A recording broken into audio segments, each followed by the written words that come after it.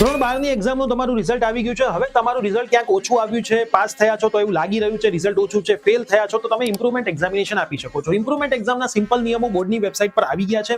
તમે બધા સબ્જેક્ટમાં ફેલ છો, બધામાં પાસ છો, તમે દરેક સબ્જેક્ટની એક્ઝામિનેશન આપી શકો છો. હવે જે જૂના નિયમો હતા 2-3 એવા રહ્યા નથી. ફોર્મ તમારી સ્કૂલમાંથી જ ભરાશે. જ્યારે ભરાવાની માહિતી આવશે ત્યારે અમે યુટ્યુબ ચેનલ પર વિડીયો મૂકી દઈશું. પ્રિયસર વિદ્યાપીઠ યુટ્યુબ ચેનલ સબસ્ક્રાઇબ કરી રાખજો.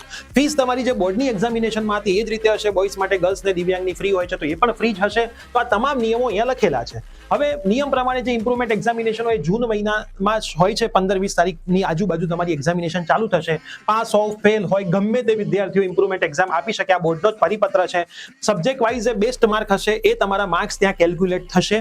પહેલી એક્ઝામના માર્ક લખાયેલા હશે, બીજી તમે જે આપો એના માર્ક લખાશે. એમાંથી જે બેસ્ટ હશે એના પ્રમાણે તમારું ફાઇનલ રિઝલ્ટ બનશે ને એ તમારું દરેક જગ્યાએ ચાલશે.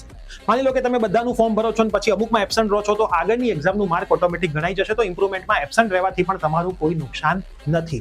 આનો ડિટેલ માહિતી અમારી ઓનલાઈન અને ઓફલાઈન તમારે જો અમારી બેચમાં જોડાઈને મહેનત કરવી હોય તો એની ડિટેલ વિડીયો છે. તમે કમેન્ટમાં ખાલી લખજો રિઝલ્ટ RESULT આટલું તમે લખશો એટલે તમને ડાયરેક્ટ લિંક DM કરી દઈશું, અથવા તો સ્ક્રીન ઉપર આપેલા નંબર ઉપર WhatsApp મેસેજ કરશો તો પણ તમને વિડીયો મળી જશે. તમારે WhatsAppમાં લખવાનું છે ઇમ્પ્રુવમેન્ટ એક્ઝામ. આવે ફટાફટ આ રીલ તમારા ફ્રેન્ડને શેર કરી દો અને બધી જ માહિતી માટે અમને એટલે કે પ્રિયસર વિદ્યાપીઠની YouTube અને ઇન્સ્ટામાં ફોલો કરવાનું ના ભૂલતા.